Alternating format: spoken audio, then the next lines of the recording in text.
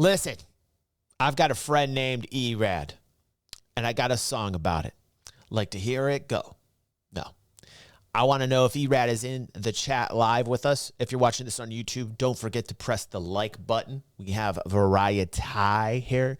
Lots of different types of content, if you will. We also have an excellent live stream here. You won't find that over at Erad's channel. No, just teasing. That was horrible. I love Erad. And here, he's going to tell us why Star Wars Outlaws feels so cheap. Now, I share the same opinions as my friend here, Erad. I thought the Star Wars Outlaws, while having a vibe that felt kind of gritty and cool, didn't really meet my expectations in terms of what I was seeing with the action. You know, the environments looked pretty good. But also we were talking about the cutscene into space from, you know, the planet or satellite that you're on. We thought it was a cutscene. I think Erad agrees with me. That might be one. I'm not quite sure. But that was something that I was kind of like, about as well. I like they're going in this direction, right? They're trying to make it this sandbox, if you will. But it's, I've heard, only solo one player.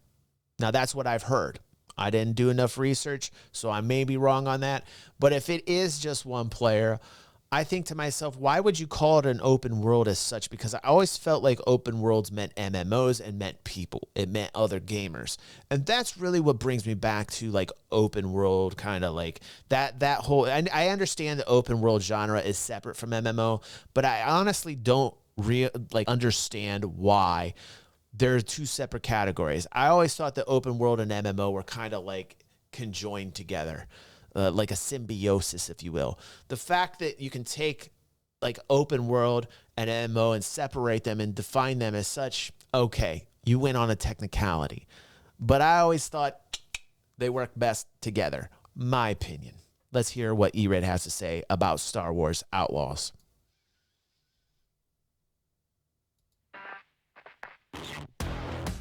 That Anarchy intro, very professional. They do, Trip. They do, dude. In my opinion. Hello, it's Erad, and today I want to talk about Star Wars Outlaws, the open-world adventure game developed by Massive Entertainment and published by Ubisoft, which was recently announced at this year's Talk about that crazy showcase. alien we didn't like. And I'm going to be straightforward from the get-go here. There isn't much from what I've seen that I like. In fact, there are quite a few things that would outright... This Disney-created creature here, hold on one second. I don't think this is how I ended the video last time I talked about this. This was the deal breaker. Warning. This Incoming was the salad deal buns. breaker. This invented alien species particularly made just for this game that was explained away in a Disney fashion that was never part of the Star Wars canon is what really, really, really gets me. I think are wrong, and this is what we'll be discussing in today's video. To Erad now, as well. This is a video that makes me sad because I had a lot of hopes regarding the potential of this game, but as often with Ubisoft and Lucasfilm, everything so far seems like a missed opportunity. All right. The first thing that struck me here when I saw the gameplay reveal was just that the game feels cheap, way behind the standards of AAA games of this genre, notably as Star Citizen and Starfield. Oh, We're I can't talking stand about that alien pet thing. Space games here, or at least open world space games. I'm not talking about the graphics here, which do look beautiful. That's not the question here. I'm talking about the actual gameplay, which at the same point literally infuriated me given how lackluster some of what was being shown looked. First one, for example, is a space flight, which to me is a huge step toward the wrong direction, especially... Yes. Yes, sir. Can I get an amen? Yes. Everything about it that you see right here is wrong with it. He's absolutely right. Spaceflight is so important, especially in a Star Wars title.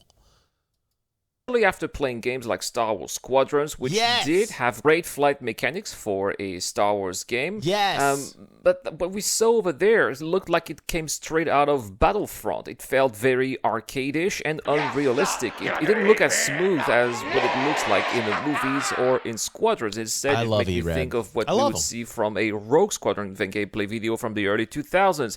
And I really think that they should have done better there. Absolutely. And perhaps this would have been mitigated by a first-person view. After all, first-person views are always more immersive and greatly help in making players believe that they are part of the game that unfolds in front of their very eyes. But alas, there was no sign of a first-person view, and this is quite a concern at this stage. And I hope they do. I hope they just showed us all third-person and they got the first-person, Erad.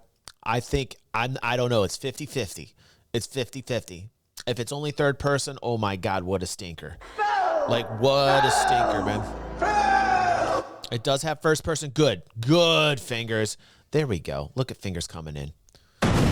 Fingers coming in with facts. They should have showed off some of that first person content, and then they should have showed it in first person. I would like to see that. Apparently, it seems like this game is only third person, right? The same goes with ground combat, which is also lacking that first person view. But we'll talk about that a little bit later, because I am not done with the game's flight model here. We need to talk about ground to space transitions as well, which for me looked really horrible. So Fingers is not confirming that there's a first person. So Fingers was just agreeing with Erad. Let me just make that straight for everybody watching. I don't know what they tried to achieve here, but it looks like a mix of actual flight and loading screen at the same time, and within a few seconds you are already out there in space and you can see all those random objects starting to appear out of nowhere. Well, this would have looked awesome in the early 2010s, in the sadly cancelled Battlefront 3, for example. It looks so dated today, where technology actually exists to make fly seamlessly from ground to space, while already seeing the objects that are out there in the sky. That's something that Star Citizen does very well, for example. And you're right. I hear a lot about how Starfield is going to make use of cutscenes instead of actual flight to transit from planet's surface to space. Well, maybe they're right, because it's definitely saving them from such an embarrassment here. Now, the next thing that feels wrong here is the choice. I will say this about planetary landing and what we have now with Star Citizen. I am so spoiled now that I want all my space games to mimic what Star Citizen did, which is to have that in complete atmospheric entry when you're coming into the satellite or planet, and exit as you're leaving the satellite or planet. And I got to have that in every space game. Uninterrupted. I just got to have it now. I got to have it. Choice of having a predefined character instead of having the ability to create a character of our own. I'm not criticizing the choice of having to play as a female character. I agree with that. Great female characters in the past in other games, like, for example, in Mysteries of the Sith, where we played Mara Jade, in Jedi Power Battles, as well as in Starfighter 2, we played at Adigalia, and more recently, Battlefront 2 with Jyn Erso. All of these had compelling experiences with great female characters. Now, my issue here is that I don't see how Kay is relevant in the greater picture of the Star Wars universe, because she's a scoundrel, a mere petty thug. She's a nobody, and therefore she could be anybody, because she does not matter. And this is why a fully customizable character with several possible voice choices would have been a more interesting choice here from a design's point of view. I mean, even Star Wars Squadrons, a game that was mediocre at best in many regards, offered such a feature. And the fact that I am praising Squadrons several times over Outlaws is already quite a big yellow flag. Again, I'm not going to criticize Kay here. I had my reserves, but she's actually quite growing on me. I'm starting to like the character, so that's something that I actually don't have a problem with here. So I actually like also the little cute alien pet. Anyway, last but not least, I do... Oh, no, you like that? That is completely shameful. I am shaming you till no end about that. You will never hear the end of that, Erad. I am going to shame you till the rest of time forever and boo you as well. That alien, that's like saying you think Phantom Menace is your favorite episode of Star Wars. Don't even start with me. Don't even start with me about this fabricated Disney alien that they made just for this title. Like, don't even get, it's not even part of the canon. It's not even part of any of the canon, the lore from Star Wars. I don't want to hear it. I can't even believe you would say that. You have a problem with how everything looks oversimplified. You want to sucker punch a tough pike thug? Well, just press one button. You want to ask your pet to help? Press one button. You want to pull off a barrel roll with your flying brig of a ship? Press one button. And this one button gameplay really reinforces that feeling that the game feels cheap.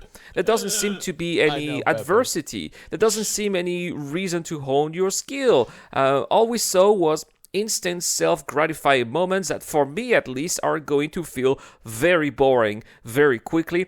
And this is especially true with the spaceflight aspect that's why this game looks really bad. It feels like it's one of those on-rail space sequences. Dude, I saw these mechanics from a game in the 90s called Full Throttle. Look that one up and talk to me later. Yes, sir! You're not gonna eat me! I'm in a fountain. I think it was a Sierra Online title.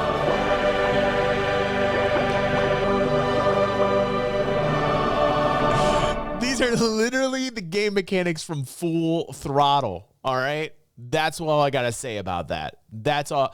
This might be worse than that. These mechanics might be worse than what you got from Full Throttle in the 90s. That's why this game looks really bad. It feels like it's one of those on-rail space sequences from the Old Republic. Well, but it probably not in 2023. Isn't. This just sucks. Well, that being said, not all hope is lost. We are still many months ahead of release, and there are still quite a few chances that Massive and Ubisoft can try to improve the game here within that time frame. Obviously, nothing will change character-wise. That's pretty much set in stone here at this point, and that's fine. It's not the most important thing anyway. I just hope that Massive will at least bring in a first-person view or a cockpit view to improve the overall immersion. I don't think they will. What if they don't? I also hope that they can get rid of the fake, unrealistic-looking atmosphere to space transition. It just looks so bad. Yeah, and at this point, they could be much better off with a full takeoff to space cutscene like in Starfield.